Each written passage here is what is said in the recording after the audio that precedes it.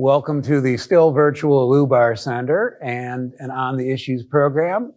Today we will be talking with Sherrie Tussler, the Executive Director of the Hunger Task Force. Before we get to that, two things I want to note here.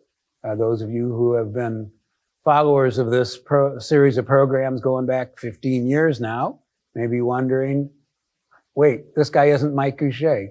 And I do want to pay tribute to Mike as the longtime and excellent host of these programs. He has moved to what we're kind of considering a senior status here, or an emeritus status. And we are going to have a new host for these soon. But in the meantime, I'm a senior fellow here. I'm very pleased to be able to do this. Second note, for those of you who are followers of Marquette University and its rules, we still are very much in a mode where we are not doing programs with live audiences. I hope we get back to that soon. And we are still under a mandatory mask order here at Marquette in all of its buildings.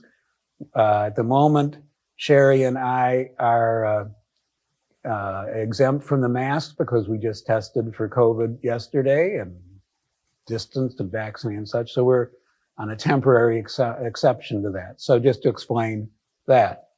But more important, we turn to Sherrie Tussler. Sherrie has been the Executive Director of the Hunger Task Force for, dare I say, 25 years now? Coming up on 25 years. Sherrie is a force. She is a passionate advocate, a really smart and visionary advocate for fighting hunger in Milwaukee and getting food out to people, and in more recent times, statewide. The question I'm most interested in is, how are we doing on that score, especially in the time of pandemic and all the last 2 years? I stopped by to visit you at your office, your former office now, you just moved. We'll get to that. To talk about how kids were doing in the pandemic, about 2 months ago. And I was surprised that you had actually quite a bit of positive news, that things were not as bad as I thought they were.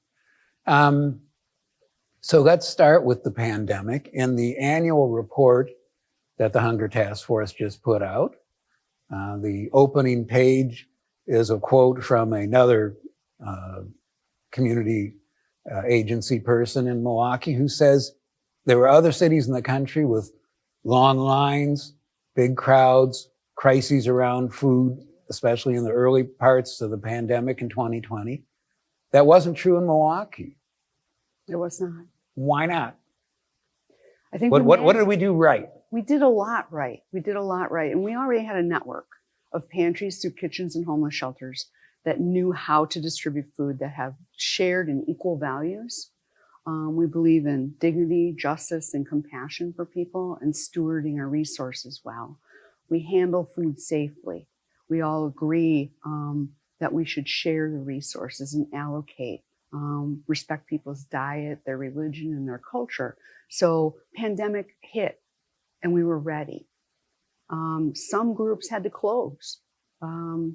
The safer at home orders scared a lot of volunteers, and a lot of volunteers chose to stay home. Early in the going, there was a huge increased demand for food, and we were scared. March and April of 2020, it looked like we might run out of food. We were going to the state's Department of Public Instruction and asking for school foods in order to make ends meet. But in the end, by June of 2020, a tidal wave of food started coming from the federal government. So the reason that there weren't long lines was because there wasn't a need for long lines. The reason there weren't long lines is because there was all of this other amazing assistance that came from the federal government. Hunger Task Force has worked for a really long time to try to put itself out of business. And what we actually saw was a decrease in demand for emergency food like none other during the pandemic. And it was because people got food share, emergency allotments of food share. They got something called Pandemic EBT, which was a replacement program for school meals. They received stimulus checks and the child tax credits. And when those low-income households had all of those resources infused into their situation, they didn't have to get in line at a food pantry. I just sort of assumed things were bad out there. A lot of people like to say things were bad out there, but they were not that bad. Well, that's good to hear. In fact, you said your numbers, the numbers for hunger and food need in the city had gone down. We typically serve about 50,000 people per month in Milwaukee County, and those numbers are now hovering around 30,000. That's substantial. The whole system of doing things had to change, though. I assume, you didn't have school meals for a long time. A lot of the food pantries, as you said, were not in person. So what was learned about effective ways of getting food out to people? Well, for the seniors, the dining sites closed. And so our staff literally stood out in parking lots and they drove through with their windows rolled up and their masks on, and we put food in their trunks. And it worked? It worked so well that in the city of West Dallas, the numbers actually increased from about 50 to 75 seniors served monthly to more than 300 seniors lining up. We became entertainment. We became the option to the senior center. We were the senior center. It was the one service that the senior center continued to provide. And word got out that we were helping people. And they enjoyed watching the staff load the trucks. They enjoyed the loud music. We were something to do that month. And since then, how have things evolved as far as the whole mechanism of getting food to people? Well, we've changed a few things up. Another really interesting thing that happened during the pandemic was the United Way contacted us and said they were working with DoorDash, and DoorDash would provide us with 2,000 dashes per month. Dashes meaning A home delivery. Yeah.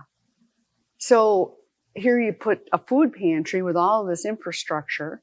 Now all of a sudden you go, well, why don't I just take the food from the food bank directly to the person? So we targeted two different groups of people. One was seniors who couldn't get out, didn't drive anymore, still needed that box delivered to their house. And all they needed to do was sign up online or have a friend sign them up online, and they would get the box delivered once a month. We serve more than 800 seniors now through DoorDash. It's pretty cool. The other group was families that were quarantined. And so we worked again with the West Dallas School District because it was just sort of a smaller school district that was manageable. And whenever a family had to take a 2-week or more long break due to COVID, we home delivered their school meals. What about families, say, in other communities, particularly the city of Milwaukee? Were they getting service like this? They were not, but we are very hopeful that with waivers that may still be available this summer through the federal government, that we'll be able to deliver summer meals to families where they live. The kind of food that's been out there being delivered to people has also changed, as I understood it. I mean, some Dramatically. Before the pandemic, if you got milk from a food pantry, it would come in a little quart container and it would be ultra high pasteurized. So it was shelf stable, but you would get a quart of 1% milk. Now, after the pandemic, gallons of milk, blocks of cheddar and Swiss are coming, yogurt, things we've never seen before, boxes of fresh produce. And so the government responded to the crisis that restaurants, schools, and food producers, including our farmers, were having by buying up all of their inventory and putting it in boxes and sending it out through the Emergency Food Assistance Program, which we administer here. So what's been learned looking to the future? What's been learned about effective ways of dealing with food need and hunger? We can modernize things.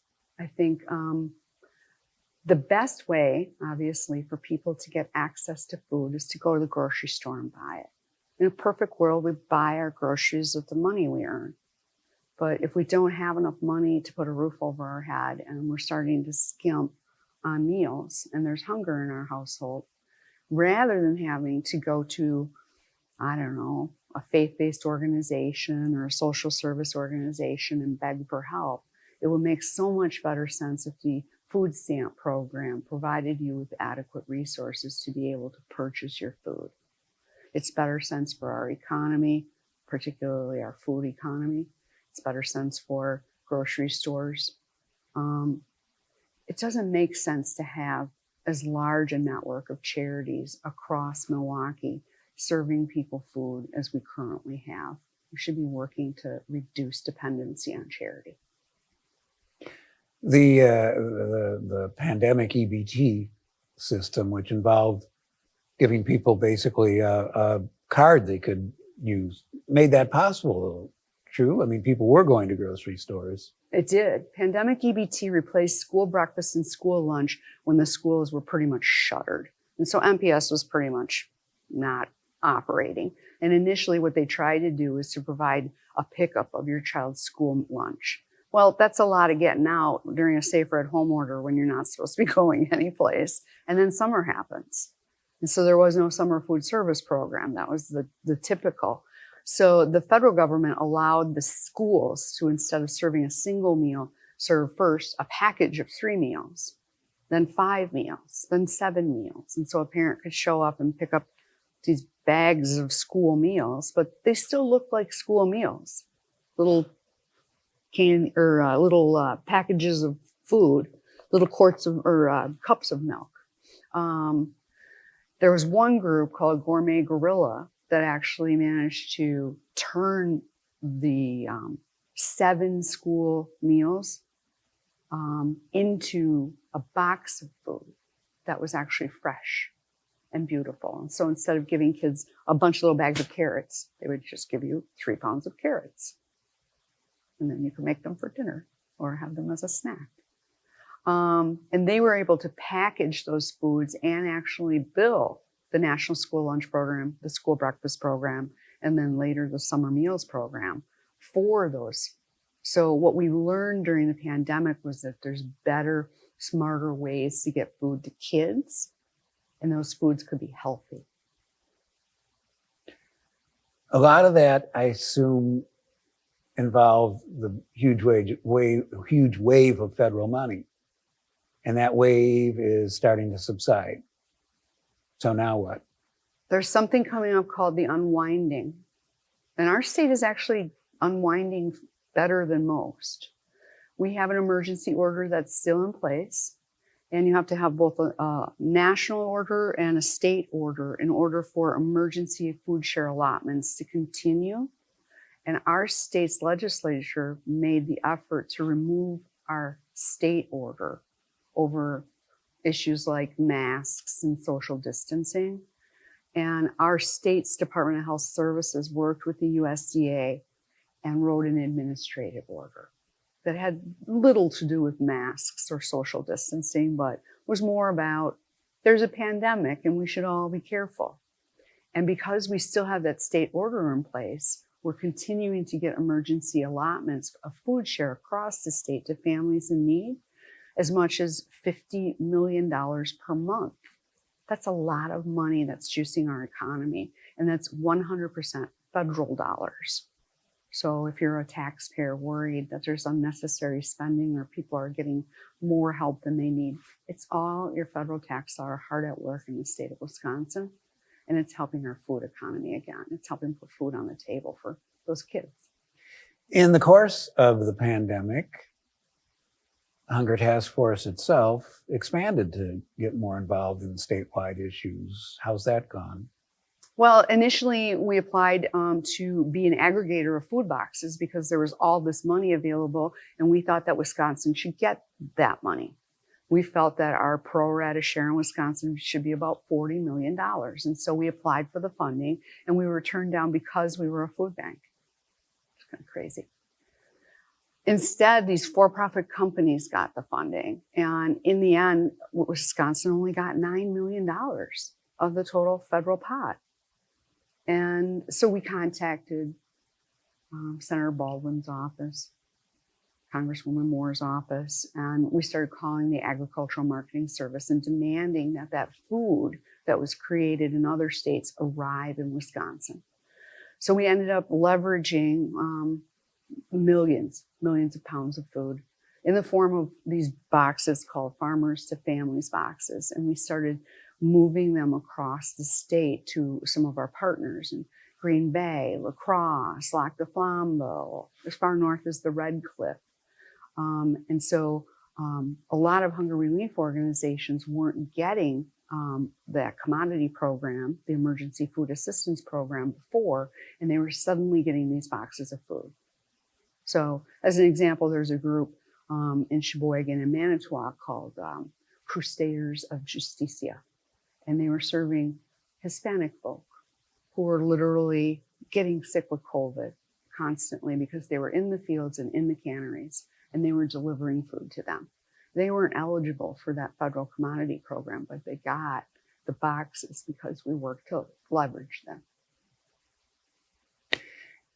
Again, the question would be, what have we learned going forward as far as statewide coordination or cooperation? There's truly a need for it.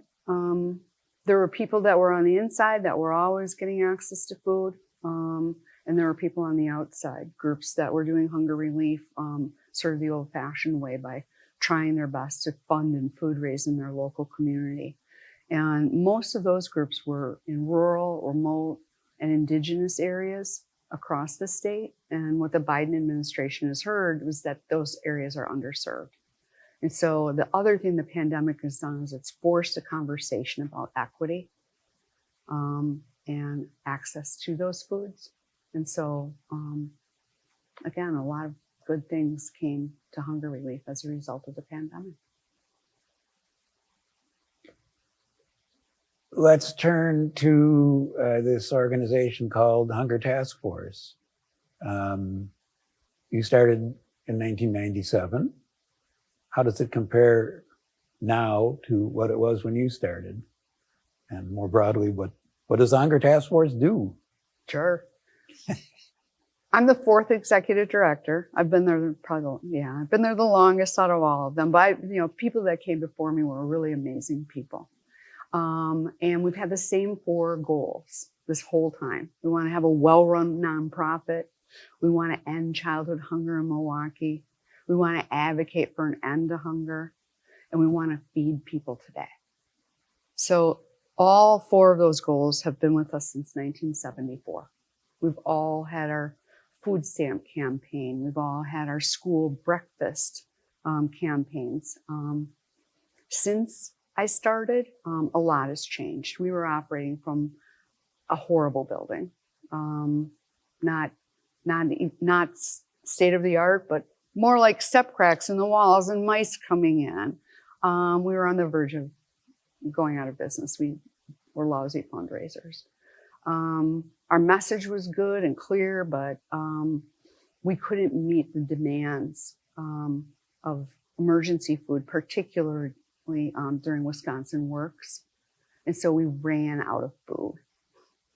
1998, my first year at work. Sherrie, we're out of food. We only have 6 things in the warehouse.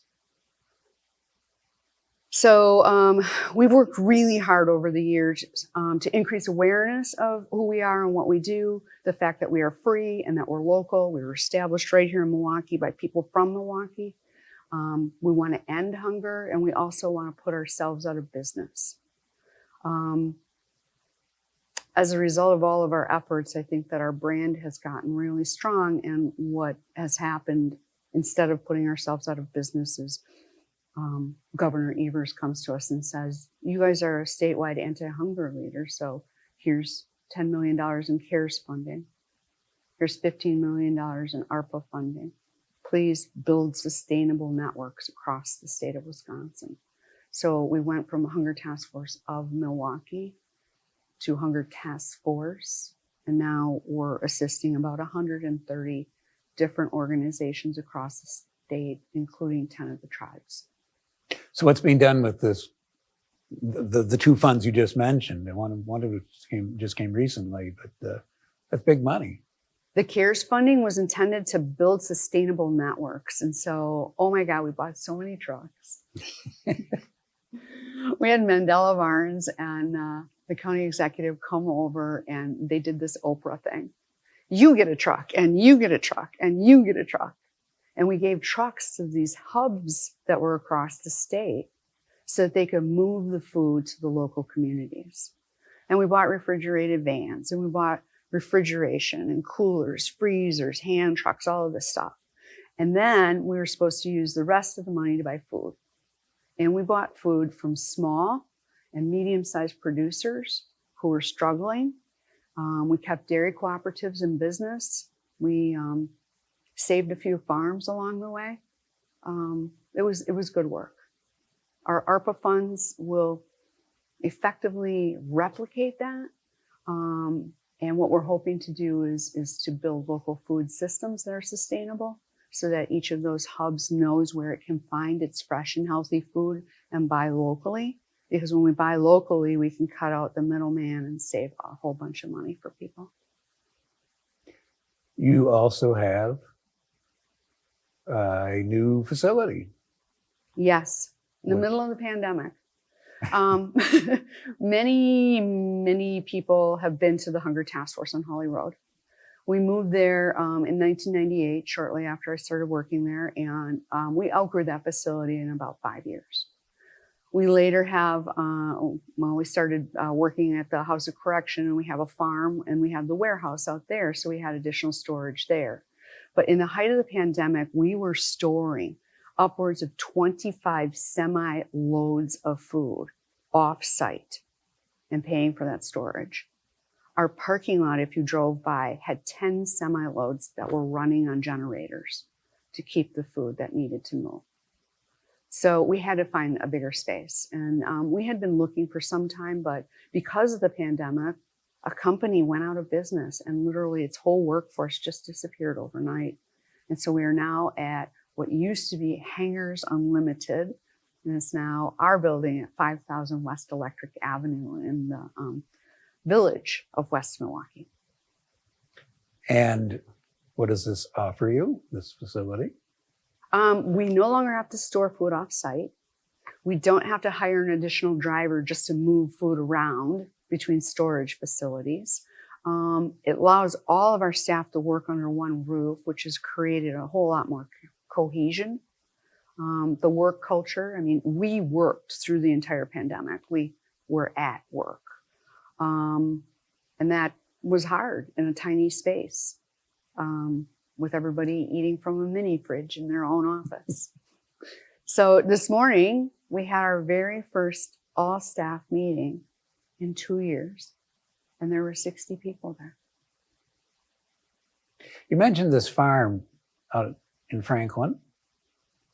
What's the history and current state of that? It's a bigger operation than I ever imagined. It's 208 acres. It's 6 orchards. It's a fish hatchery. We have a half dozen farmers on staff, and we got the farm as a result of then County Executive Scott Walker deciding that there would no longer be a work program that involved farming around the facility that is the state's largest county jail. So in the past, there was a work program where the inmates would earn a day-for-day sentence commutation if they worked outside. They would grow food, and then they would prepare the food and eat it. And so it was viewed as a cost savings measure and a work program. They decided to stop it, and then they were going to shutter the facility. And the county board said, no, you're not. We're going to give the farm to the Hunger Task Force. Who works it now? Does it have any relationship with the House of Correction? I'm not clear on that. We're just neighbors now.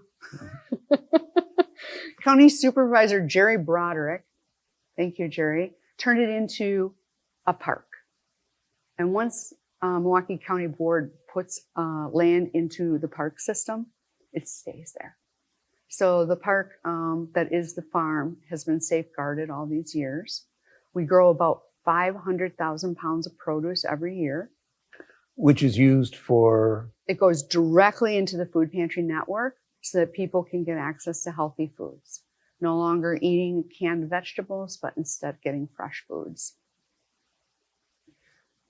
one of the things I associate with you going back, I don't even know what now, a decade or so, is that you were a big advocate, a pivotal advocate, I'd even say, for opening up MPS to way more kids getting breakfast and lunch, to dropping any individual qualifications and getting the whole schools qualified. What did it take to get that done, and how's it worked out? Well, in the end, it took something called the community eligibility provision. And so nationally, there was a decision made by the Food and Nutrition Service that school districts who had high concentrations of children living in poverty, all of the children would be eligible for school meals, including school breakfast. And so under the community eligibility provision, the dollars that a school gets reimbursed for school breakfast for the low-income kids actually meet the costs of the kids who should have paid or could have paid. And so all MPS kids now get access to school breakfast. Over the last few years, we've been working more importantly on what is breakfast, because parents can read the menu and it probably sounds really okay, but then when you see the food, it doesn't look so great. And so when school food service authorities, the lunch ladies, pinch pennies around what they provide the kids, it's a lower cost meal, but it's also a lower quality meal. The good old days of the lunch lady making the food and serving it up are over, and there are so many packaged goods, and lots of kids are dissatisfied. Before the pandemic, we were organizing with high school students because they all own cell phones, and they took pictures of what their food looked like. And the picture said it all. And their demands weren't just for better food to the school board, but also to eliminate the spork, the paper cup, the tin cup. They said, can we just eat off a plate and have utensils? Like, wow. Yeah, I think you should. So the school board now looks at what is on the menu, and the goal is to infuse more and more fresh fruits and vegetables, but also to source locally again. As I recall, Wisconsin had one of the lowest rates of breakfast service in schools in the country. We usually rank last. I was going to say, has that changed at all? No. What would it take to change that? Rural Wisconsin choosing to feed its children. I mean, there's political opposition to this. I think of the school board member in Waukesha last summer who said, it made people dependent on charity if someone gave them food. That's not where you're coming from, I'm pretty sure. Well, when I was a kid and our friends were over and it was dinner time, my parents would just put down another plate. I don't think we were creating dependency by having our friends over for dinner. And I always feel like if there's a child in the room and it's mealtime, you feed the child. So if they're at school and it's breakfast time, give them some breakfast. Eating breakfast leads to learning. The kid's not going to be fidgety or get a headache or a stomach ache from hunger later in the day. And they're going to have a better learning outcome. And the classroom is going to be more disciplined. Looking ahead in the broader picture, Milwaukee, Wisconsin, maybe even the nation, is there progress in reducing food needs and food, just plain hunger? And what would it take to make more progress? I think the Build Back Better program, as well as, honestly, the food that we got during the Trump administration through the Farmers to Families boxes, the infusion of food and food resources like food share, pandemic EBT, even the stimulus money. all of that buoyed everyone, especially people who had recently become unemployed and were struggling. And we also suddenly realized that maybe our friend or a family member needed food share, and we didn't wonder why they were a bum or needed drug testing. And so I think the perception of the program's quality changed, or its importance. I hate to say it, but our legislature is now looking at wanting to go back to work requirements, even though they're not required right now by the federal government. And usually short on the heels is, the whole topic of drug testing, people who get food share benefits. And it's always disappointing to hear people making assumptions about someone standing in the line at the grocery store who just is trying to get enough food to be healthy. And in the big picture, am I right that we've actually had a fairly encouraging period when it comes to food during the pandemic? I think overall, yeah, absolutely. Right at this moment, people are very concerned about inflation and what it's doing to food pricing. But, back to the unwinding, we now know that we probably won't remove emergency allotments until as late as maybe August of this year. So that's good news for people who still need food share and medical assistance. They may be reviewed, but their benefits will continue. But what will we do after August when that senior who is getting $250 a month in food share has to go back to getting $20 in food share? It's a substantial difference for a single adult, especially an older adult with a fixed income. Those times will come back. And what do you see ahead for Hunger Task Force itself? The organization is strong. We are entering a period of strategic planning. We were supposed to be doing that when the pandemic hit, and we just didn't because we were kind of busy. I can picture that. Yeah, so we'll come up with a plan for the next 3 years. And honestly, some of that will also involve some succession planning for some of us older adults on staff. Okay, I wasn't going to ask about that. Fair. You've done a pretty long run there yourself. Yes. I'll be 63 in June. And overall, how do you feel about your time there? I stayed because I love it. I was good at it. It gives me the opportunity to make a difference. Put all of my energy into making change happen, being a voice for people that didn't get invited to the room when decisions were made. That's critical stuff, and it's good stuff. And along the way, oh yeah, let's farm, let's DoorDash, let's create a mobile market, let's do really innovative stuff that other food banks don't do. And the future of those food banks, church basements and so on, are they still going to be part of the picture, or are they going to fade away for more efficient or modern kinds of distributions? Well, we've challenged a few groups to think about it. If you've got 15 seniors and you're in a rural place and you would like ARPA dollars to buy a van so you can deliver boxes to those 15 seniors, wouldn't it make better sense just to call DoorDash?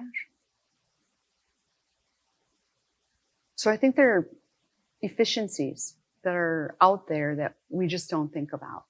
The food share program itself, you can apply online. You don't have to go to the welfare office. You can have your interview over the telephone. You can take a picture of the things they need from you and send it electronically. A lot has changed about how people access help. Generally for the better. Yeah, although I'm still all for having a conversation with people. And you're one of the people who gets out there and does that. You've been out in the parking lots distributing the food and all. You're not a office-bound person. I know that much. Yeah, we called it Team Get Stuff Done. And we got some stuff done. We were in parking lots in the cold and the rain and the snow and the heat. But you met people and they were so happy to see you, and thankful for the help, and looking forward to just a few minutes of conversation. I much appreciate your coming in to talk about this. I am pleased that it's as positive a conversation as far as the overall picture as it is, and certainly much better than I would have guessed, just saying, oh, I think everything's going to pieces. You have been, as I said, someone who's just on the front lines of food issues for a long time now, and Hunger Task Force, and with due credit to other organizations that are on the front lines of this, responsible for just feeding and improving the life of thousands of people. This is not a small accomplishment. You may not be doing quite as good a job as you'd like and putting yourself out of business, but it's good to hear how your business is going, because it's something that really matters to people. So Sherrie Tussler, thank you for joining us, and I hope only good things ahead for you and for the organization. It's always good to see you.